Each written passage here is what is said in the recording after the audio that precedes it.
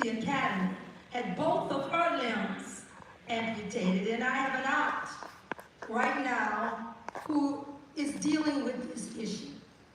And so from a civil rights and human rights and social justice perspective, why is this important? Amputation is not merely a surgical outcome. It reflects differences in access, preventive care, and early intervention. Racial disparities in this case has been normalized. We're watching it in everything that we do. And so the film and what we're watching, when we believe that one person cannot change someone's life, this film is testimony that that is just not the case. One person.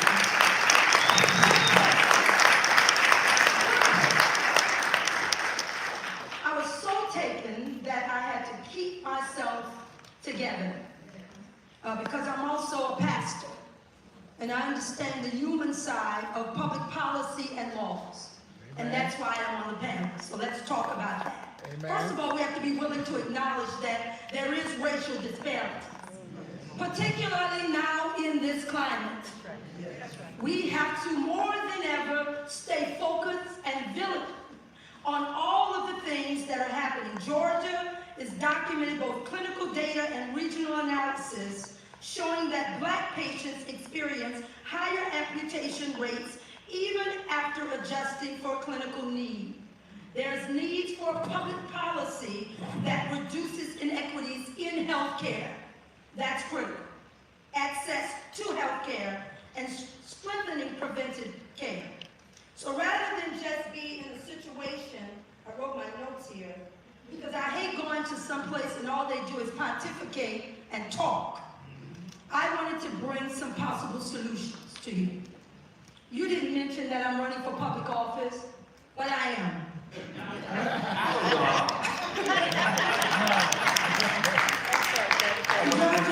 You then be the candidate.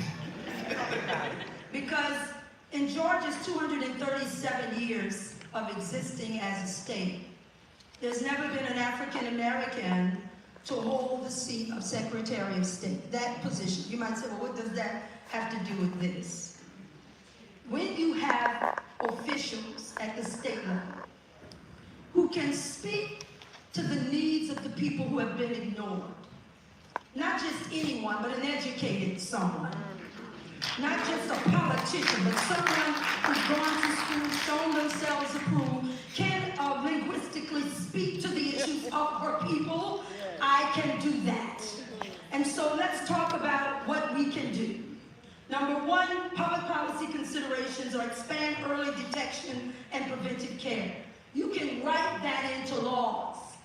That doesn't just have to be something that we hope for. We can write that into laws. So that means that before we can demand anything, we have to vote. Yes. We have to vote. If they have not given us enough to vote about yet, let this be one of those issues so that we can have early detection. We must address healthcare access and specialist availability because we know that our brother and doctor is making a difference. But what broke my heart was the patient that said something outside of him wasn't going to let him. The oppression was normalized. And so we can make certain that policies are set so that we can have healthcare access and specialist availability. Target structural inequities, public health and social policies that target transportation, food access, housing stability, community infrastructure, have downstream health benefits. We can then partner with the faith community, and we can partner with nonprofits, and we can hold entities responsible for making certain that it's a holistic approach to dealing with these inequities. And then as someone whose PhD is in criminal justice, because I am data-driven and a statistician, data matters. How we interpret data, who's interpreting the data, and how that data is used to make certain that monies and policies are getting where it needs to go. So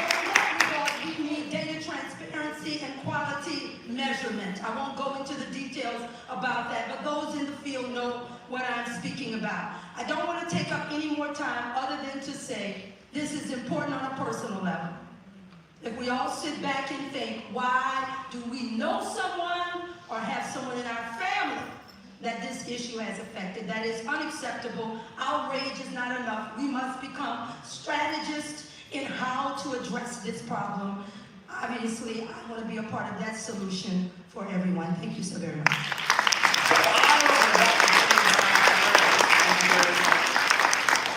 Okay, I'm going to bring up next Crystal Kaiza.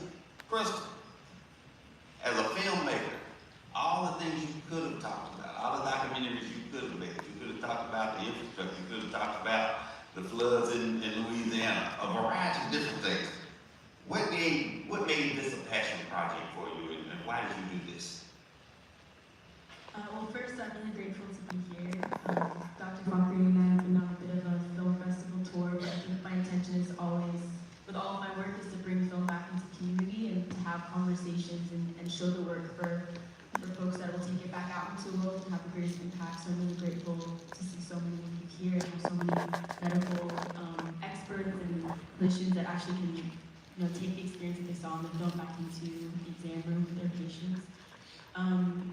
I mean, I've been working on a film in Mississippi for about the past 7 years, and I have a very deep love of this state. I think growing up in Tulsa, Oklahoma, the idea of being in a place that's oftentimes framed by the worst thing that's happened to you historically, or the worst kind of moment, kind of framing your experience in a place through the lens of suffering is something that I grew up with, and so I think felt a bit of kinship in terms of, oftentimes when I'm pitched to work on films in the South, it's oftentimes talking about the worst that we as Black people experience, and not, the ways in which the Delta has contributed so much to who we are as a country and who we are as a people. And I think, although I didn't know as much specifically about the issue, I think similar to anyone who's watching the film for the first time, what folks are experiencing is horrific.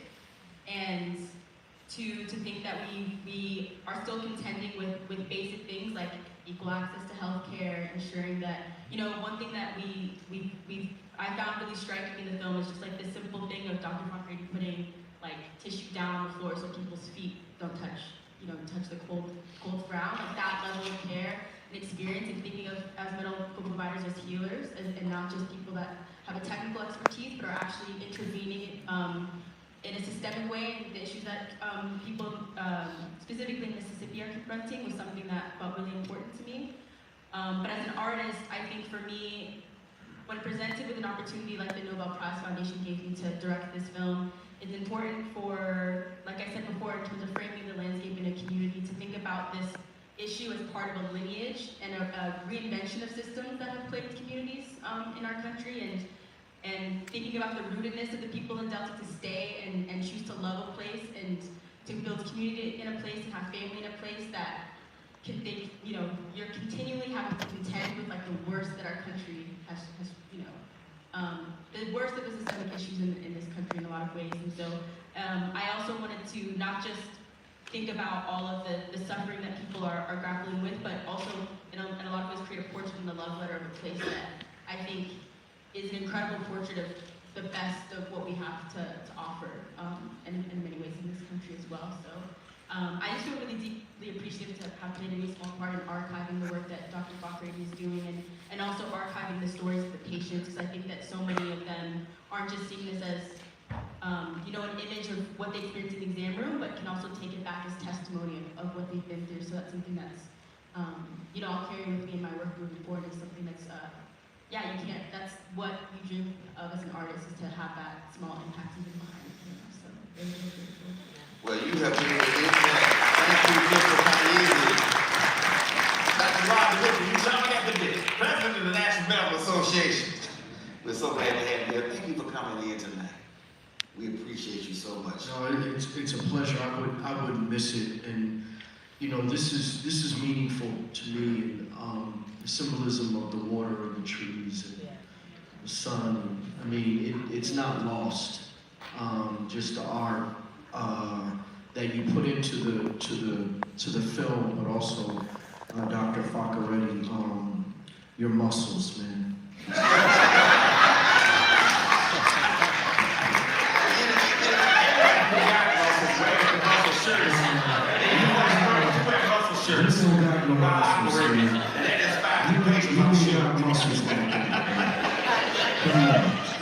And I had to do that. We from Jersey, baby. I had to. There's more to come. I'm gonna send that to your boys. Like, yo, you guys, muscles up. So, sorry, after 7 o'clock, I lose a little bit of my professionalism. I'm the 126th president of the National Medical Association.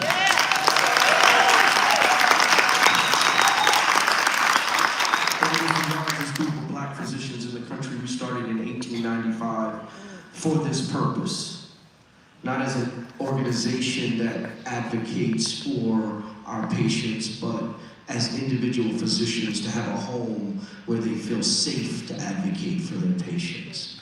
And so Dr. Faccarelli is the quintessential NMA member. I'm a pathologist, surgical pathologist first. And so at GW, when I was training, there was a constant theme of black forefeet, black feet, black legs coming in for my surgical diagnosis of peripheral vascular disease. So after the amputation, if you wonder where they go, those legs and leg parts come to the surgical pathologist. And it's the surgical pathologist that looks for evidence of osteomyelitis, looks for evidence of gangrene, looks for evidence of the tissue destruction. And there was a common theme, and George Washington is an institution that sees its fair ratio of black patients, but primarily it's a white. It treats white patients. But the forefeet and the feet were black feet. And so that resonated with me, but that was after my last year in medical school. I went to Jersey Med in Newark, now Rutgers. And my Uncle Joe, and I told this at the podiatry section this past year in Chicago.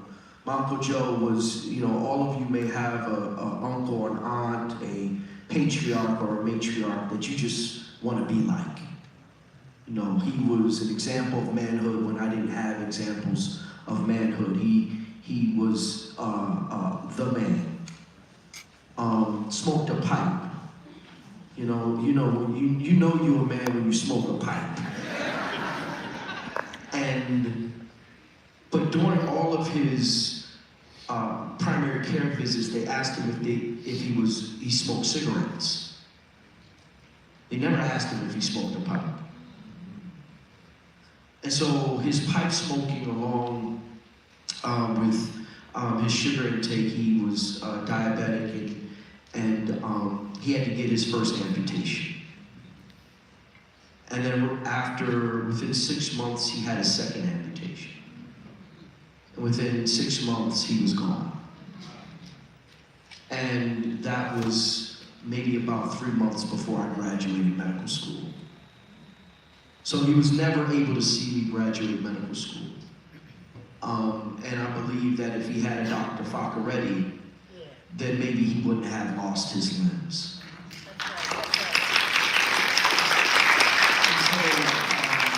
So the National Medical Association, one of our platforms is mobilizing healthcare justice for the new America, and one of those pieces is limb salvage. And so limb salvage is part of the national agenda for the National Medical Association, and so that's why we're a proud sponsor of this film, and hopefully the invitation has gone out, but I'll say it publicly. Hopefully we'll be viewing this film at this year's National Colloquium for Health Policy on March 29th in Washington, D.C. So,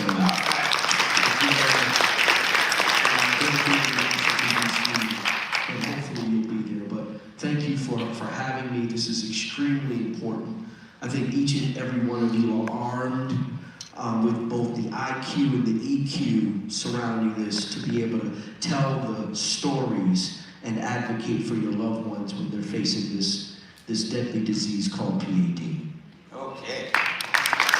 Ladies and gentlemen, Ron Rickey, president of the National Medical Association. I have to say that on the day of his inauguration in Chicago this past summer, he came to the podiatric session and made a confirmation that he was supporting this initiative too, that it would be a firm policy for the National Medical Association. So I'm co-signing what you just said. That is incredible. Okay, Dr.